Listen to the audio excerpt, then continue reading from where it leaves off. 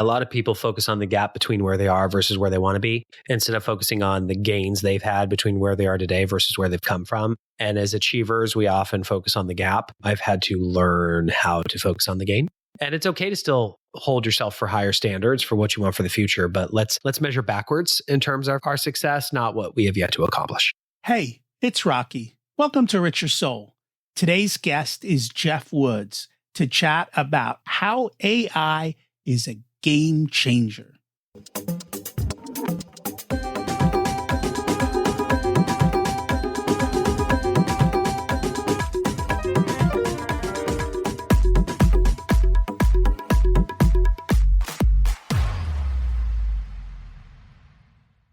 Imagine it's 12 months from now, and you've achieved your major life goals. How does it feel to be in the best shape of your life? To wake up energized, excited about the day, to have great relationships and friends who support you and propel you forward. How does it feel to have an excess of money, to be able to make the choices you want, to be fearless and open to trying new adventures? Imagine being connected to the universe and it providing everything you desire. It's possible over time, and your past does not dictate your future. The only thing holding you back from this vision is you. It's time to take control of our thoughts and use them to our advantage. Welcome to Richer Soul, where we achieve our dreams and bring balance to health, wealth, relationships, time, and spirituality. If you have not had a chance to listen to episodes 1 through 9, I encourage you to go back and listen to the framework behind Richer Soul and how to create the life of your dreams. You can also find all the show notes for this episode at richersoul.com. The world is always changing. Some people stand still, some people sprint ahead. Today is for those of us who love to sprint. AI is a game changer, and most people aren't getting it right. It's an amazing thought partner and strategist. We will show you how to get ahead of what most others are doing and use it to vault yourself ahead. It doesn't matter where you are. This is those once-in-a-lifetime opportunities to jump ahead. There are no limits. Everybody's new to the game. Geoff Woods is the #1 international best-selling author of The AI-Driven Leader, the host of the AI-Driven Leader podcast, and founder of the AI Leadership, where he empowers leaders to harness AI, escape operational overwhelm, and think strategically to accelerate growth. He is the former Chief Growth Officer of Jindal Steel and Power. His guidance helped their market cap grow from $750 million to over $12 billion in 4 years. He's also co-founded the training and consulting Behind the One Thing, where he coached and advised companies with annual revenues from $10 million to $60 billion. Let's meet Geoff and learn how he did it. Welcome to Richer Soul, Geoff Woods. It's great to have you join us today. Thanks so much, Rocky. Pleasure to be here. And I am excited to learn from you. Before we get to that, what was it like when you were growing up, and how much did your family and school teach you about money? I grew up in a very loving, supportive household. Great parents. They always told me, do your best, forget the rest. It's not about the result. It's about your effort. In an early age, I don't remember how young I was, my dad gave me a checkbook. I remember him taking me to the bank. We got an ATM card. We got a checkbook. And he taught me how to balance a checkbook, which seems so archaic. But very early on, I was taught you make money and you save 10% and you can spend the rest, but you cannot spend more. Debt was never a thing. And I learned that early. I also have always been really driven. I always wanted to make money. I didn't feel like anybody should just give me money. I wanted to go out. I had this hunter instinct. So I was always finding ways to create money. But I remember, I was really young, probably somewhere around 10 or 11, my dad gave me Rich Dad, Poor Dad and had me read it. And at that young age, I learned this idea that as an employee, you've earned income, highly taxed, not in control. Even as a small business owner, you're really self-employed. So you just have a worse boss, which is yourself, but you want to be on the right side of the quadrant, which is either being an actual business owner or an investor. So from a young age, I understood the idea of investing money. The moment I started working, we had a Roth IRA set up for me. I always maxed out whatever I could on the Roth side, on the 401k side. Like that was just something I did from the moment I started working. And all of a sudden you get into my 20s and there was a good amount of money in the retirement account, more than most people have in a net worth period. And, as a result of surrounding myself with the right people, I heard that Jim Rohn quote, you're the average of the 5 people you spend the most time with. I've been incredibly purposeful about surrounding myself with the right people. We became millionaires, late 20s, early 30s. And I've just been going since. All right, I have a bunch of questions about that. Your dad praised you on effort, not on outcome, which if you ever read Mindset by Carol Dweck, that's the biggest thing that kind of kicks kids down. And then he taught you about money. Like, where did that come from? Was that just something he knew to do? Was it just, because that's not normal. I will tell you that. I don't know. I've never asked him where he learned about money. I just know that it was always about, as long as you try your best, we'll be proud of you. And it was really about, if you don't get an A, but you tried your best, fine. What does it look like to do even better next time? And that's just something that really stuck with me. Also, the way I'm wired. My mom used to say, if you dangle a carrot in front of Jeffrey, he'll go after it. I was always, if you dangle the right carrot in front of me, I'm going to go. So I am a self-starter, high quick start, massively ambitious, very driven. And that showed up in a lot of areas in my life that eventually got focused on career. So out of curiosity, I'm wondering where that came from. Is that just innate? That's innate because my sister is not the same way. Okay. Totally. Yeah. We're polar opposites of each other. It's funny how kids can grow up in the same household and be polar opposites. And some of it is, like you said, innate. Because similar as a kid, I always wanted money and I was always willing to go do stuff to get money. And I did the same thing as you. I started saving literally very, very early. So I was able to build wealth quickly. Yeah. In hindsight, I was bullied as a kid. So I grew up hating myself. Whenever somebody experiences trauma, the body has certain tactics it uses to get through it. And it serves you for that season of your life. But if you're not aware of it, it can suddenly become a ceiling for your future. My way to overcome the trauma was to be successful. I thought if I could be better at this sport, then you'll like me. If I could get a better job or have a bigger title or make more money, then you'll like me. It drove me through my childhood and into my professional career. But it wasn't until I sold my last company that I woke up the next morning deeply depressed because I realized my entire life I had attached my identity to my work instead of aligning my identity with my work. Do you think that's what made you different than your sister? Was that the driving factor or was there still a different driving factor? I'd have to ask her about her experience as a childhood, as a child. We haven't had that conversation. Okay. I just meant, is that what drove your desire? Or was there another? Let's put it this thing? way. I think 60 to 65% was nature and the balance 35 to 40% was nurture. Okay. I think the bullying and stuff was probably the 35 to 40%. I am also just wired this way. All right. I'm trying to figure out how to get kids to be wired that way, but mine are grown now, so I don't have to worry about it. But it was always that, how do you, because it's when you become wealthy, it becomes very difficult to create the spark in the kids, especially if they have everything handed to them. Have you read Entrusted? I have not. Read that book. Okay. It's all about how you drive values through a trust. And make sure that it's not the money that gets handed down, but the values and the skills that lead to wealth. And that's what we did with our kids. And it worked out wonderfully. But it's still something I don't see societally as being fixed yet. And that's why I always ask. And because we always start with this question on money, it's always interesting. So how did we get from there to you being this master in AI? My senior year of college. We'll start there. Okay. I went to UC Santa Barbara. My senior year, I'm doing an internship, and I sit down with the CEO right before graduation, Rocky, and I asked him what job he thought I should get after school. Seemed like the right question.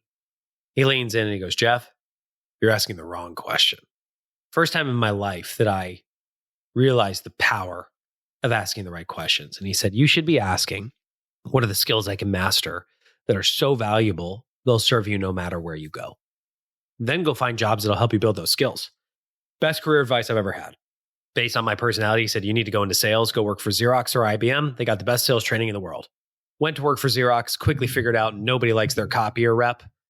Got into medical device sales because I thought if I could run through hospitals and wear scrubs, try to get my wife to call me McDreamy, it would be a good life. 2 of those 3 things happened. Now I'm growing the hair out and I'm going for 3 for 3.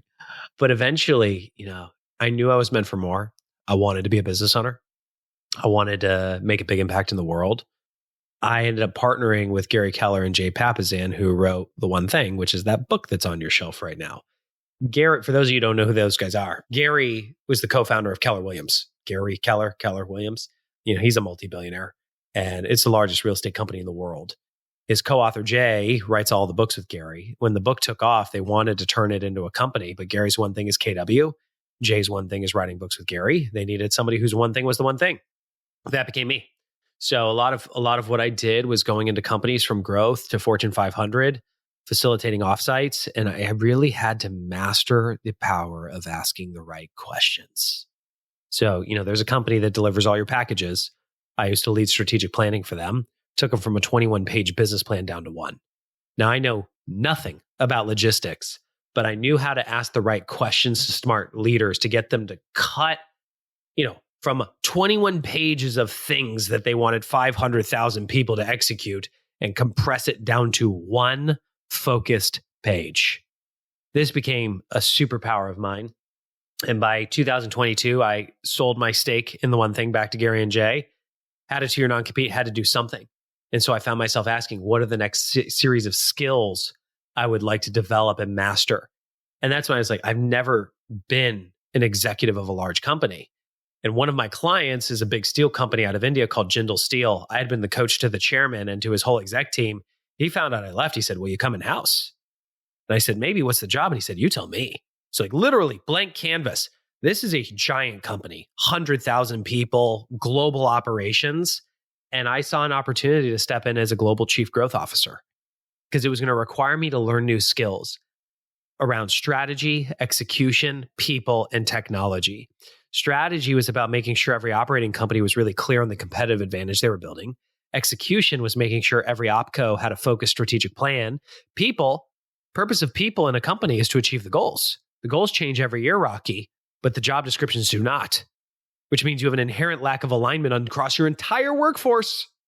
So I wanted to figure out, how do you realign a workforce, and then how do you harness technology to do all of it? It was December of 2022. I saw ChatGPT for the first time. When I saw it, I saw the next skill. But I think like a lot of leaders, I remember thinking, I'm so busy, I'll get to it later. Or you know what, I'll delegate this to my tech team. But then there was that part of me that said, no, Geoff, this is a skill worth mastering. It'll serve you no matter where you go. And so I dove in. Problem was, Rocky, I was asking myself the wrong questions. I was asking, how can I use this to write a better email? That was a waste of my time. But then I started asking, how do I harness this to help me do what matters most, which really came down to strategic thinking. And that was an unlock. I saw a new level of performance the moment I stopped asking AI questions and started getting AI to ask me questions as a thought partner. As you know, this is a huge unlock. I showed the chairman of the board what I was doing, and he tasked me with leading AI for the company. Little problem. I had no idea what I was doing. But one of the things I learned from Gary Keller is that anytime you're hitting a ceiling of achievement in your life, you're just missing a person. And so I ended up partnering with Google. I started living in their headquarters in Delhi every quarter, and they taught me a whole lot about AI. And as I started to drive it through the company, I just saw a bigger opportunity because every leader knows AI is the future. Most still don't know where to start. They think they're falling behind. Everybody's focusing on the tech, but the tech is not what makes the difference. It's the leader who harnesses it. And so I said, I'm going to write a book about this. I'm going to build a company about this. So I resigned as chief growth officer, wrote The AI Driven Leader. It has hit #1 in its category, and built a company called AI Leadership, which shows leaders who they have to become to win in an AI driven future.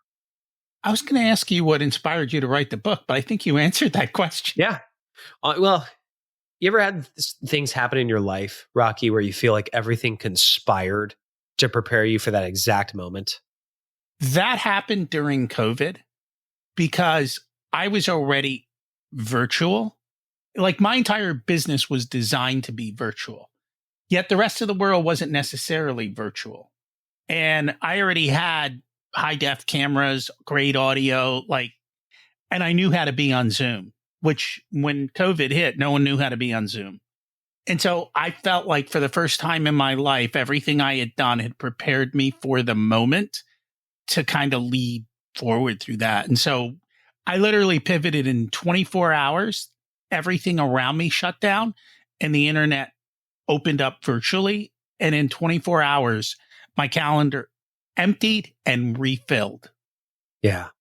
Yeah. I was having a conversation with a buddy, and he's like, man, you were born for this. The stuff that I learned from I had already had the background of turning a book into a company.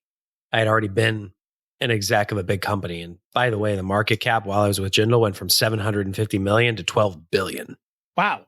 So I had track record, and I've got just as much intelligence on AI as any other leader, if not more. Let's go. All right. Here's the question I really want to know. Did AI write the book or did you? I wrote the book. Every word in the book is mine. And I harnessed AI to help me write every word. Okay. So here's a practical example of what that means. I did not sit there and type every word out. I used AI to interview me as a New York Times bestselling author to help identify the value proposition for the book. And what it spat out was not accurate, but it got me to a draft that I was able to react to. I then had it make a suggestion on what a table of contents should look like. It was 100% wrong. But because it was wrong, it was very easy for me to see what would be right. And then I hired a coach called Charlie Hone, great guy. He said, pull together 20 CEOs on Zoom and teach them the book with the table of contents as your guide, and just riff for 2 hours, which is a strength of mine. I can speak off the cuff well. And so I literally talked for 2 hours with the table of contents as my guide and had an AI note taker transcribing every word. I pulled the transcript back into AI. And as that New York Times bestselling author, with clarity on who my ideal reader was, with clarity on the value proposition, with the table of contents, I said, I want you to create a chapter outline only using my words from this transcript. And every chapter should adhere to this structure, which my coach gave me. That was 6 months of work that I did in 10 minutes. I would have AI act as my ideal reader and read every chapter and give me feedback on what it liked about it, what it didn't like about it, the top changes I'd have to make to it. And then I would strategically decide what changes to make. So when I say I use it as a thought partner, that's what I mean. And that makes a lot of sense. I've read your book, and what it did was open me up to a lot of different ideas. The first was I wasn't treating AI correctly. So you think back, today I think differently than I did back then, but everyone made AI out to kind of be simplistic, not smart, not this. And you're like, AI's read 200 million books and it's got a lot of knowledge, but if you treat it like a 5-year-old, you're going to get a 5-year-old's response. Whereas if I treat it like an expert, it's going to bring me the expert response. But one of the things I also realized is it won't take a stand. It won't give its own opinion, right? It'll just give you the information in a sense. And maybe I'm not getting that right. And it's not like, well, I think you used the word oracle. It's not an oracle. It's a prediction machine. Yes. So I'd love for you to kind of fill in the gaps on that. Sure. AI, the way it works, when we talk about AI, we're talking about generative AI, ChatGPT, Copilot, Claude, Gemini, Perplexity, Grok. These are some of the common large language models that represent generative AI. It's just a prediction machine. There's an input, it processes data, delivers an output, and depending on your reaction, it learns to deliver a better response. So think if I said, the sky is, It's going to say blue, right? it barks like a, And it's going to say dog. yeah, that's all it's doing at a massive scale when you write a prompt. Why you need to know that is it makes things up. It's just predicting with fairly good accuracy, but you don't know that it's true. So this is why it's important for you to realize you're the thought leader. It's your thought partner. But most people are using AI one of two ways. They're either using it like a really smart Google that they ask it questions and they get answers, or they're viewing it as an assistant to help them do tactical things like help me write a better email, help me with my marketing copy. Now, here's the deal. If you're playing around with these tools, big high five. You're in motion. Awesome. You're probably getting value. And I'm telling you, you're focusing on the 80% tasks that only drive 20% of the results. I have made a career helping leaders focus on the 20% priorities that drive 80% of the results. And this is where it comes down to strategic thinking and decision making. Every leader, I interviewed over 200 leaders for the book one-on-one. 100% said AI was the future and that they would adopt it. Less than 5% had done anything. And the reason was because nobody had shown them how to start in a place that would matter. Me showing a C-level executive how to write a better email is a waste of their time. But if I can elevate how they think strategically, that can actually change the future of their business. They've just never been shown how to talk to it that way. And that's what I did in the book. And you did a very good job of it. I think that was one of my big game changers was the simple prompt to ask you questions. And I realized if you just tell it to ask you questions, it'll give you so many of them, my head spins. And so I've realized by saying, ask me one question at a time, which is what I learned from you, it asks an appropriate question. And then based on my response, it's asking the next best question. And then if you give it a limit, like ask me one question at a time, up to 3 questions, so you can gain deeper context before you deliver the task of giving me 5 non-obvious strategies to X, Y, and Z. Yeah, that's where it'll literally ask 3 questions and then deliver the result. Now, you just said something very important there, non-obvious strategies. So, yeah, so I studied strategic thinking and decision-making to write the book. And I had to look at the biases. And one of them is echo chamber or confirmation bias, where you have an idea and you're looking for things to confirm. Or when you're in an echo chamber, you're just hearing the same thing pinged back to you over and over again versus getting a wider perspective. So if you're asking AI to be your thought partner, to interview you, to help you come up with solutions, it will just reflect back to you what you already gave it, unless you clearly communicate with it to not do that. So I will often say, give me non-obvious strategies or give me solutions I have not yet thought of that you think might be more valuable. That's super helpful. Can I give a live example of what this looks like? Yeah, absolutely. So I sat down with a group of CEOs and I asked a question, which was, what are the biggest challenges you're facing in your business that if we can solve them right now, it would just unlock a new level of growth for you? The question itself is strategic. I don't care about AI. And that's coming from a guy who wrote a book about AI, because AI adoption is not your goal. Driving growth is, building a better business and better lives is. So if we're going to focus on AI, I want to make sure we're focusing on an area that matters. And one guy looks at me and he says, got an interesting one for you. I run a manufacturing company. I leased all this equipment from a company in Japan. Things have shifted in the market. The debt is now killing us. We're going to go bankrupt if it doesn't get restructured. I'm going, okay, this is important. Let's dive in. What have you done? And he said, I feel like we've tried everything. And he listed 5 specific strategies, Rocky, that he had tried. And he said, none of this has worked because this is a public company in Japan. It's gone all the way to the board. The board is refusing to restructure the debt because they think they'll lose face in Japanese society. And he looks at me, he goes, I have no next steps. We're probably going out of business. Can AI help me? That was the right question. So I have a framework for how I communicate with AI. Is this audio and video or just audio, by the way? Some people can watch it on YouTube. A lot of people just listen. Okay, cool. So I'll my framework for prompting is called CRIT. C-R-I-T. Context, role, interview, task. You give it lots of context. You assign it a role. So you tell it the type of expert you want it to become. Then you tell it to interview you by asking one question at a time, up to 3 questions to gain deeper context so it can then accomplish the task. Here is the actual prompt that I wrote. Context. I'm the CEO of a manufacturing company. We leased all this equipment from a company in Japan. Things have shifted in the market. The debt's now killing us. We're going to go bankrupt if we don't get it restructured.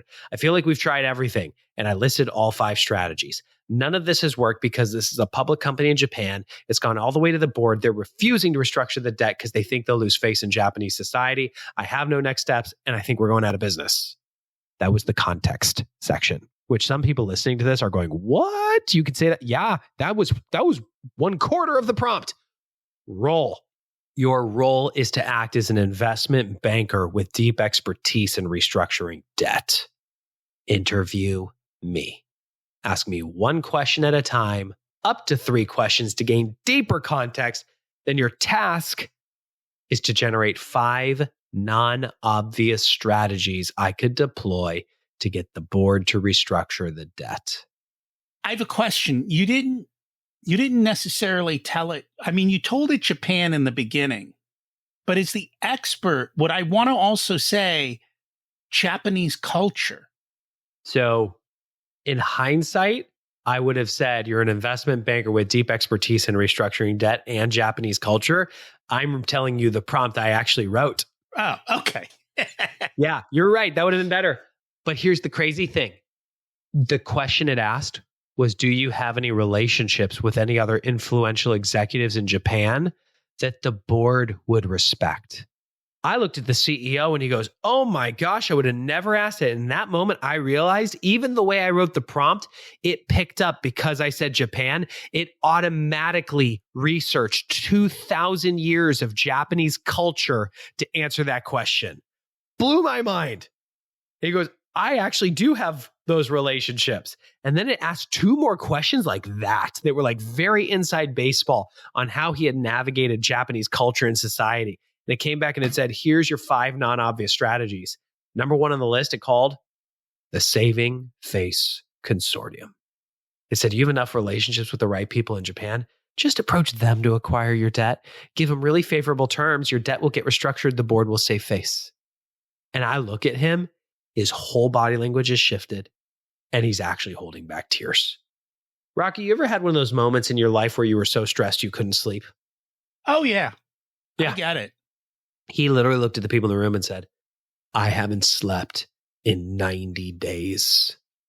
I've literally been making peace with the fact that we are going out of business. And in less than 10 minutes, I got hope. A few months later, my phone rings and it's a text from him and it said, the ball is moving. I actually think this is going to get done. That is an example of using it for strategic thinking to identify non-obvious solutions. How you can apply this, I want you literally to pick what is the biggest problem you are facing right now that if you could solve it, it would unlock a new level of growth. I don't care what it was. I literally had a pharmaceutical company earlier today. It was like, how do we overcome Trump's tariffs? And we did it. And it came up with non-obvious strategies. They were like, whoa, we could do that. And I actually think that would work.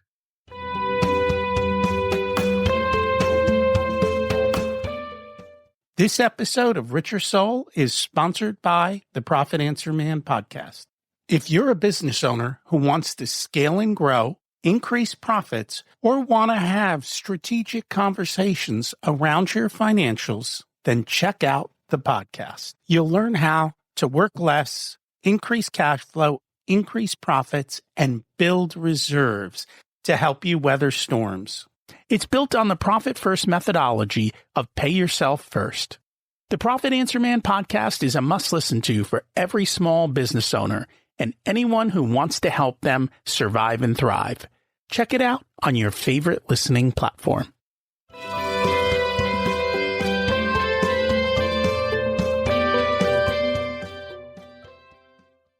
I have found, even on the simplest of things in life, people are stuck in their tiny little bubble and they think they've tried everything because they tried one thing that was not even a smart choice.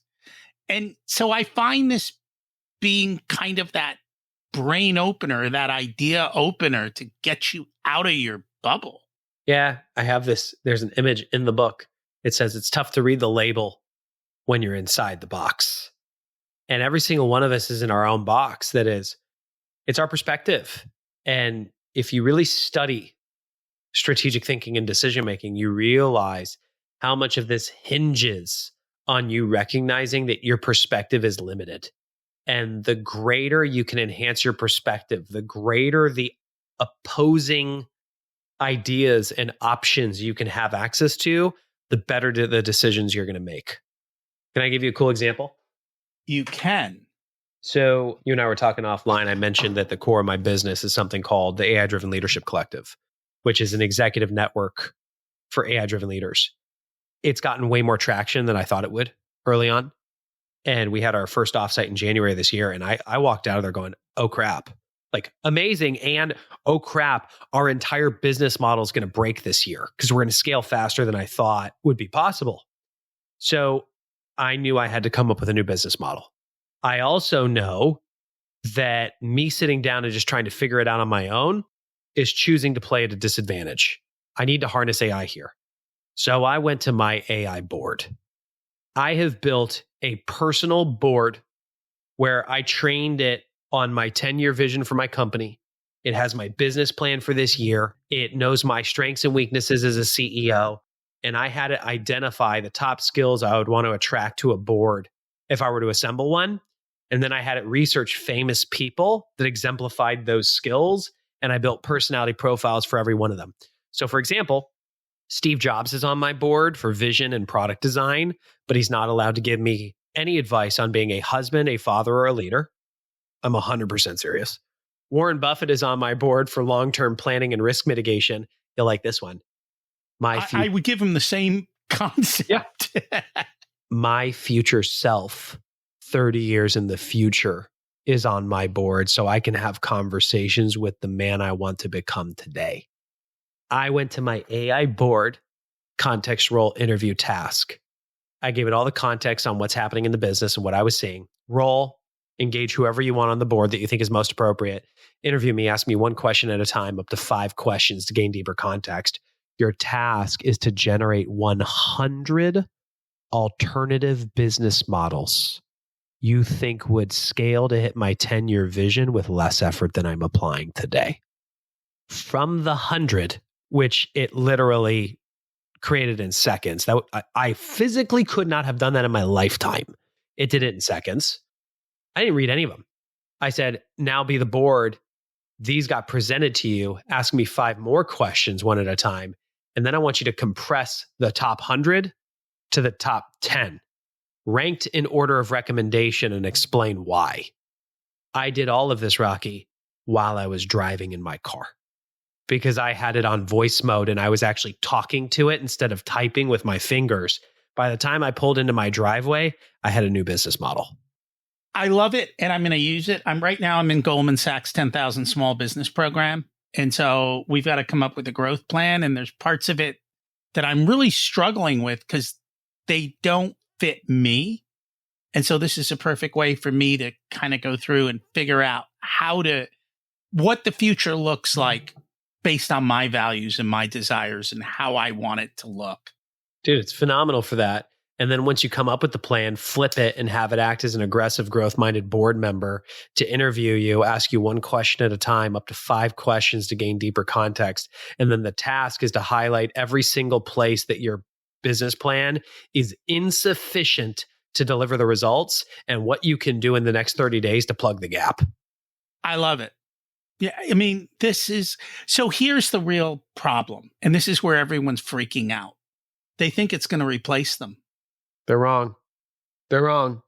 And I wanted to have data to back this up. So I went back and I studied every technological disruption in history and studied what was life like before, what was like life after, and what are the trends that remain consistent through all of them that we can use to shape our leadership today. What I realized, every time new tech came out, there are certain jobs that were eliminated and more jobs were created. There was a gap where life got harder for some people. But what I realized is I found myself asking, what is a job? A job, this is the formula. Job equals skills applied times processes followed. Your job is just the skills you apply and the processes you follow. In every technological disruption, it made certain skills less valuable and certain processes less valuable. That is absolutely going to be the case with AI. The real problem is most people are still acting like industrial workers, meaning they really act like machines. And a human is better at acting like a machine, or a machine is better at acting like a machine than a human is. Here's how I can prove it. If you show up to work on time, take direction from a boss, and do something repetitively with minimal error with maximum efficiency, yes, AI is going to make a lot of what you do less valuable. And you're going to do what you've always done. You're going to grow and you're going to evolve. You're going to acquire new skill sets. AI is not going to take your job. Someone who's AI driven will. And so in the short term, while everyone else is catching up, I would be doing this work, right? For those people who work, who are afraid, go in and give it all the information, just like you did for their particular situation, and say, how can I move the way up the ranks of this company because of my insights? You've got an opportunity to create a career advantage right now. It's still so early that just getting in the game and starting to tinker with it every day and figuring out what it can do, what it cannot do, that alone, you will create a level of job security. Now, if you are, for example, customer service rep, those skills and processes do not need to be done by humans. They've already proven it. AI agents can do it better. You're on the wrong boat. Go get new skills. If you are a paralegal, I think those skills and processes are going to become less valuable. AI agents will be able to augment or automate a lot of that. You need to go get new skills. By the way, I guarantee at one point in time in your life, you didn't have the skills you have right now to do the job. You learned them. So you already have a track record that says you can learn new skills. You're just going to have to do it again. But you can view this as change happening for you or change happening to you. I mean, and by the way, I want you to know I used to be in your shoes.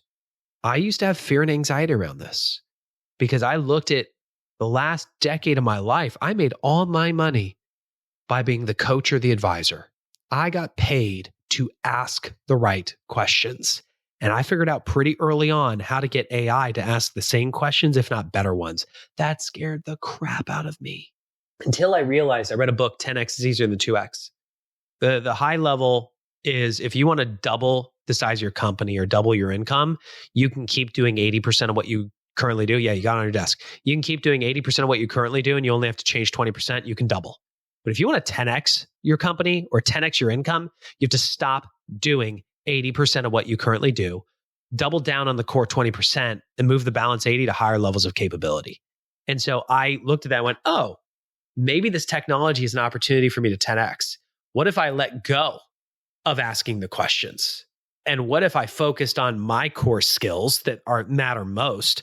My ability to cast a vision, my ability to be an ambassador of a brand, like doing this type of an interview, and my ability to be a super connector, like bringing people, ideas, and opportunities together to unlock value. Those are my superpowers. How about I double down on those? Use AI to give me superhuman abilities when I do that and move the balance 80% to new skills. I am 10x where I was a year ago, literally a year ago. That's incredible. A lot of people are worried about privacy. Yeah, they should. So, especially if you're doing company plans, right? Yeah. So how do we handle that? Good question. You got two options, off the shelf or enterprise. Off the shelf means you just create an account with one of these companies. Enterprise means you take one of these large language models like ChatGPT, Copilot, Claude, Gemini, and you host it on your own servers like AWS or Azure. And you have a tech team that controls the security and they establish a walled garden around your servers. That is an enterprise play. That is more dollars. Most people listening to this are probably not going to do that. That's the ultimate, which means you're back to off the shelf. There are three models, to my knowledge, that you can get to not train on your data. ChatGPT, Teams. This is not, if you are using free ChatGPT, it's training on your data. If you're paying $20 a month, it's training on your data, unless you've specifically gone into settings and turned it off. But if you Google ChatGPT Teams, which is a team account, $25 a month per user, annualized. By default, it does not train on your data. Copilot from Microsoft at $30 a month does not train on your data. Claude from Anthropic does not train on your data. Now, this is per their terms of service. There is risk with that because you have to ask the question, do I believe them? Let's say the answer is no. One, if they're violating that, that's a bigger problem. You have to ask, what does training on the data really mean? It does not mean that you put a strategic plan and all of a sudden you can Google it and your competition has access to it. That is not what training on data means. It just means when they go to improve the models, that feedback can go into it. It doesn't mean it gets leaked to the world. So this is a risk reward situation. I will tell you the decision we made for our company. We are not at the size where we're going to do enterprise yet, so that's off the table. So we have two options: no AI or AI. The risk of not using AI is greater than the risk of using it because I know what's possible when you use it. And if I choose not to use it and my competition does, we're out of business. And that makes sense. I mean, everything's got a plus minus risk and you've got to play the game and figure it out. And I think not doing it, which was your other option, you're so far behind that the risk is probably not. Well, let's use that manufacturing company that had the Japanese board. Not using AI would have meant they went bankrupt. Mm-hmm. Dead serious. Using AI saved the company. I get it. So let's kind of shift gears a little bit and take this to, and I don't know if you have kids. 3. But the world is changing, right? Everyone's arguing about the value of college. I would think that if I wanted to learn AI, I'd learn more reading your book and getting your newsletter than any college professor's ever going to provide because they can't keep up and they can't be that cutting edge and turn it into curriculum. What do you tell a younger person today? Like, how should they build skills? Or should they just get on AI and say, hey, you're going to be my teacher and we're going to create and help me be great? I'll tell you what I'm doing with my kids.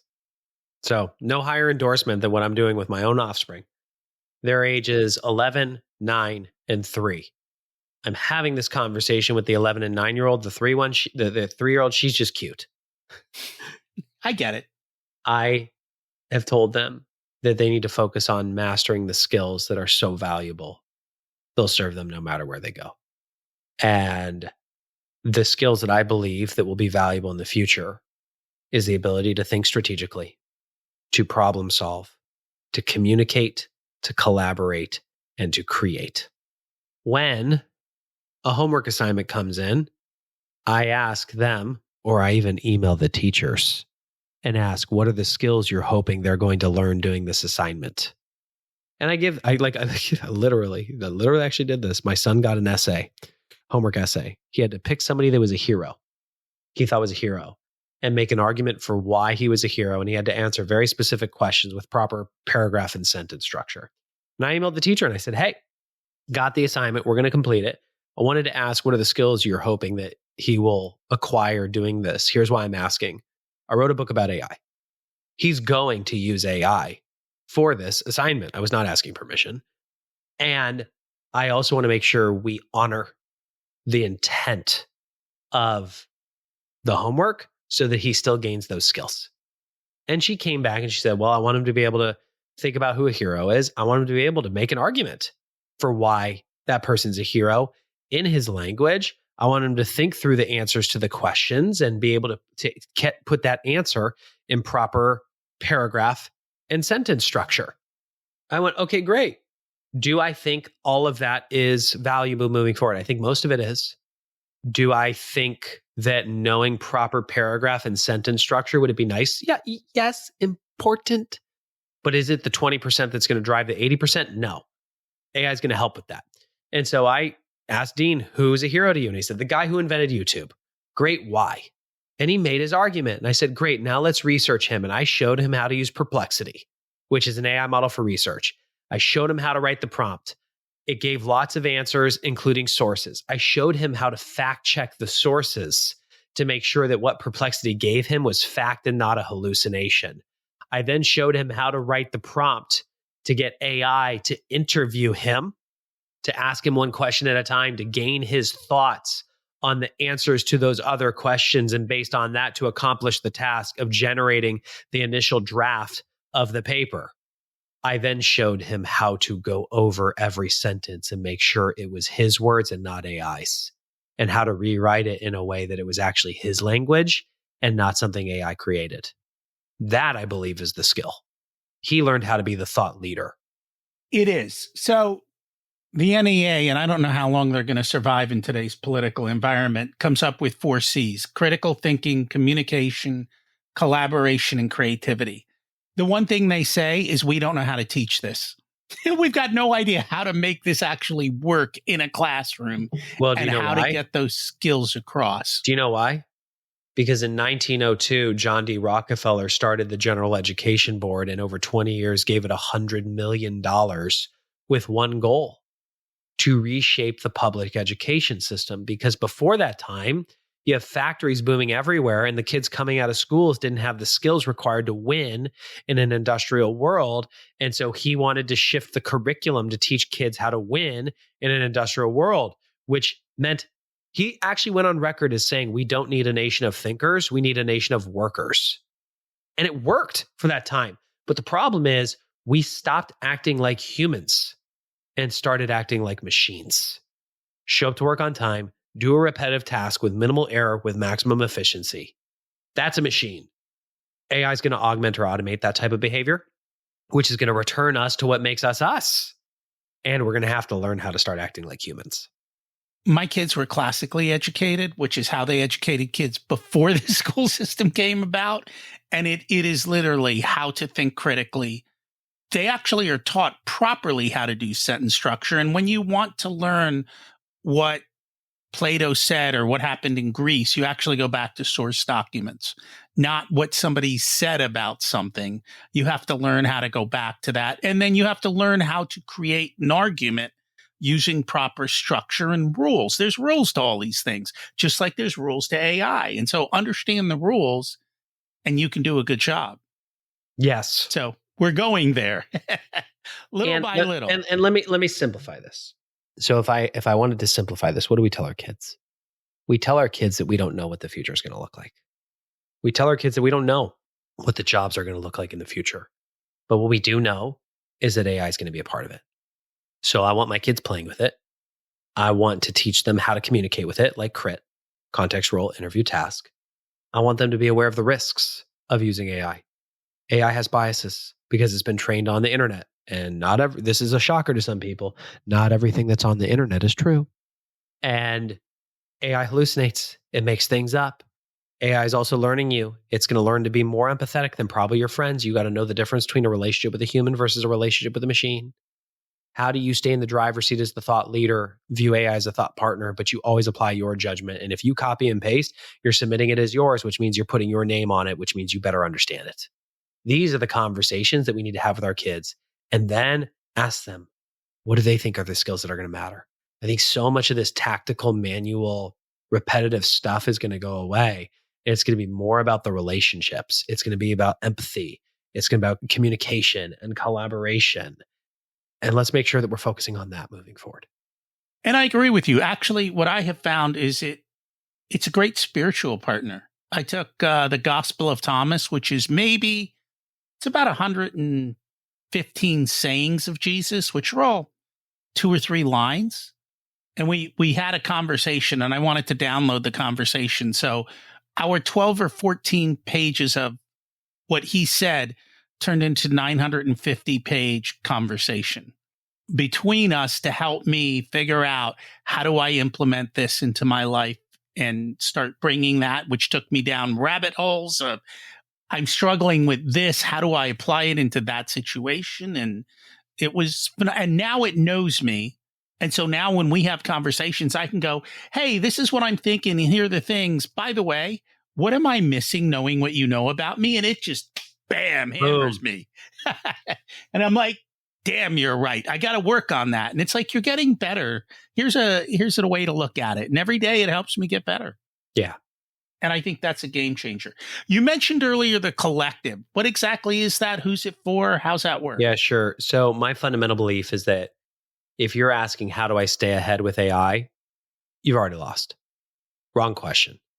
It's generative. It's moving too fast. I mean, this is how fast it's moving. If you type a prompt, hit enter, and then start a new thread and type in the exact same prompt and hit enter, you're going to get a different answer because the model's already improved. That's how fast it's getting better. My belief was this is about collaboration, not competition. It's about surrounding yourself with the right people. You are the average of the 5 people you spend the most time with. How do you surround yourself with the right people, ask the right questions, and tap into collective knowledge? So that led to me shifting the entire focus of our company to creating an executive network called the AI-Driven Leadership Collective. This is for C-level executives of companies. Most are not technical, some are, but they understand that while they don't need to become the technical expert, they do need to learn how to be an AI-driven leader so they can cast a vision for their company, define their strategy for how they're going to win, and lead the change. Because how we used to operate is not how we're going to operate to win moving forward. And it's a community, very high level, very tightly curated, membership based. And we come together several times throughout the year to have space to think strategically, time to connect. We have technology we put in the hands of these leaders to enhance their ability to think strategically, make sure they have a clear roadmap for what they're focusing on. Because here's the other challenge. I'm going to tell you 99% of the stuff about AI is a flat out distraction. It's noise. But how do you separate noise from what matters? We do it for you. And so when you're in this, you know you will never fall behind, and you know you will have a clear strategy for how to lead your company forward so that you win. I like it. Now, for those who aren't there, you've got a newsletter that kind of breaks a lot of this down so that it's kind of that first step. Maybe you're not there and you still want to improve. Yeah. Our newsletter is written for leaders who don't read email. And we have an over 60% open rate. Because every week we are sharing a real use case of a real leader using AI and including the actual prompt. And the whole purpose is to make sure that you have we can expand your mind every week on another way you can use AI in a way that matters. And I think for you, I would read the book because you can attest to it. There's just a lot in there that's really good and helpful. No course or training program can deliver more value than you just making the commitment to becoming an AI-driven leader and to start using this every day. And I can give you 2 very simple things that will make a massive impact. I have 2 sticky notes on my desk that have been on my desk every day for over a year. One says, how can AI help me do this? Because every day I'm doing something that matters, and I'll look down and I'll go, how can AI help me do this? I was reviewing my financial statements and I saw the sticky note, and Rocky, I went, how can AI help me review my financials? And then I saw the other sticky note that said context, role, interview, task. And so I just opened up, in my case, ChatGPT, typed in the framework, context, role, interview, task, and filled in the gaps. Context, here's my financial statements. And I dragged and dropped them. Role, you're a strategic CFO who's really good at telling a CEO who doesn't really know how to review financials the top 5 most important things about their business that they probably don't know about their business based on the financials. Interview me, ask me 1 question at a time, up to 5 questions to gain deeper context. Then your task is to tell me what those top 5 things are. That blew my mind. I do it every month now. It's because I had a sticky note on my desk. So if you really want to make this simple, 2 sticky notes and a Sharpie.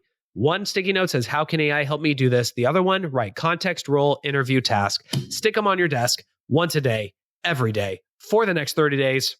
Write a prompt. You will be a different person in 30 days. You will. And I'm a big fan of AI, and I don't spend anywhere near the time you've done. And I don't even think I've spent that much time. And yet, compared to the conversations I'm having, I'm like a genius, which is wild because I'm listening not. To how you're using it. You're wielding it fairly sophisticatedly. Okay. So since I'm not on AI at the moment, what question should I have asked you that I didn't get to?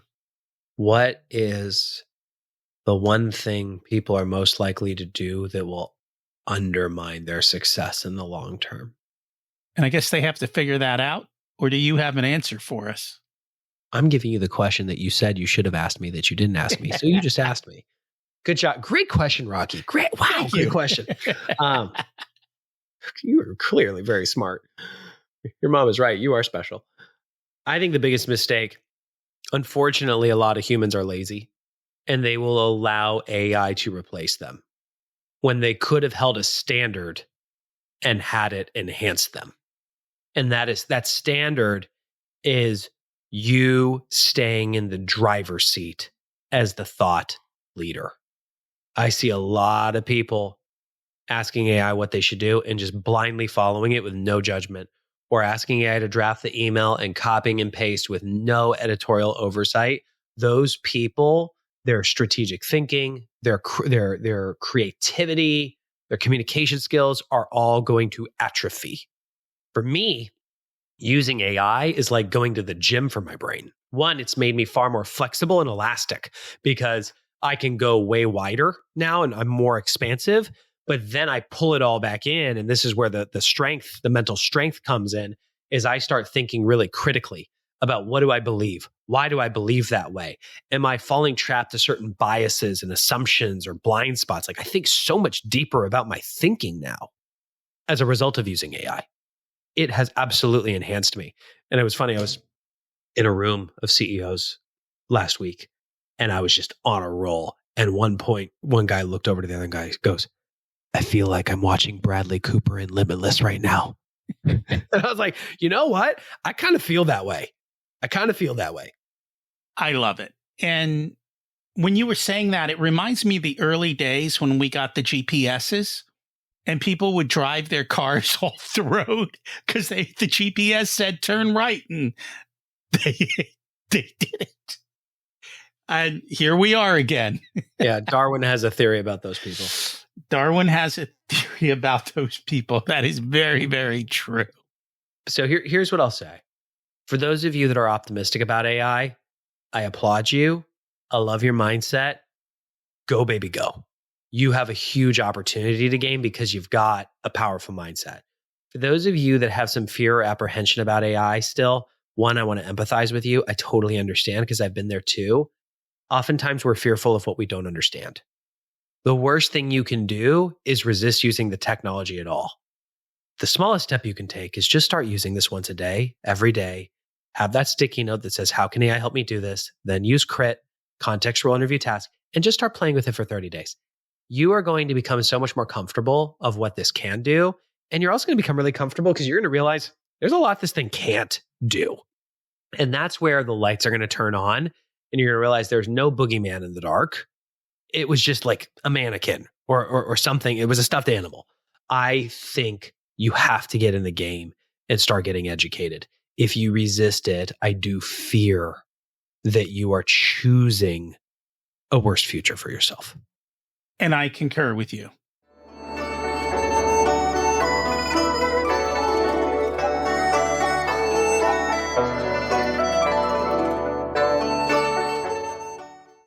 It's time to learn the secrets of life.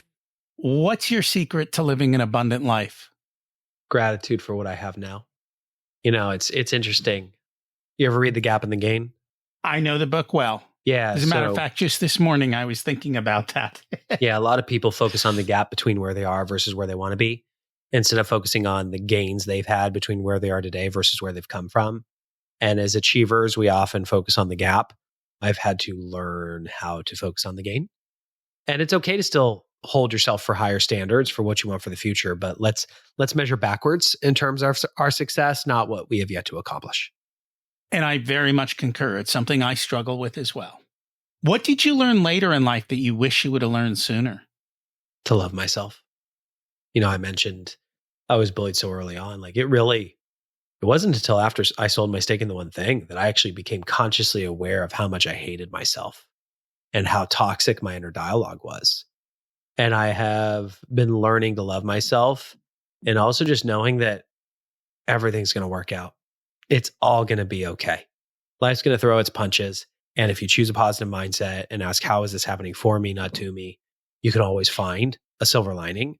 Everything's going to work out just fine. So enjoy the ride. I think for the majority of people, the worst critic is themselves. And it's what we all have to learn to overcome. If you were to give an 18-year-old one specific piece of wisdom, what would it be? Focus on the skills that are so valuable that if you master them, they'll serve you no matter where you go, full stop. You were lucky enough to learn that early, huh? Right at age 8. Yeah. Right around there. Right. No, 22. Age 22. Okay. Yeah. Still good enough. Yeah. If people would like to learn more about the collective, sign up for the newspaper, find the book, how do they do that? Yeah. AIleadership.com. That's the website. You can learn about the collective there. You can get on the newsletter there. We also, if you're a leader and you want to get your team trained on this, we do group workshops every month that gets your team up to speed real fast. And, bare minimum, get the book. I would highly encourage you to get it and read it with your team. It's changing a lot of lives. I've read it. It was a game changer for the way I looked at and worked with AI and just the whole way that I'm doing things now. And people look at me like I'm an expert. I'm like, no, I'm not. I'm just, got the basics down. That's the way I feel. Yeah. Thank you so much for joining us today. My pleasure, Rocky. Thank you. I don't know about you, but I'm building an AI board.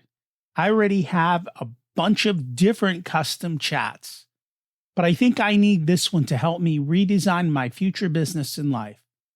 I don't mind chat asking me more questions, but maybe there's a reason to focus on 5. It's really about knowing how to ask better questions and thinking way outside the box. And it can help you think outside the box.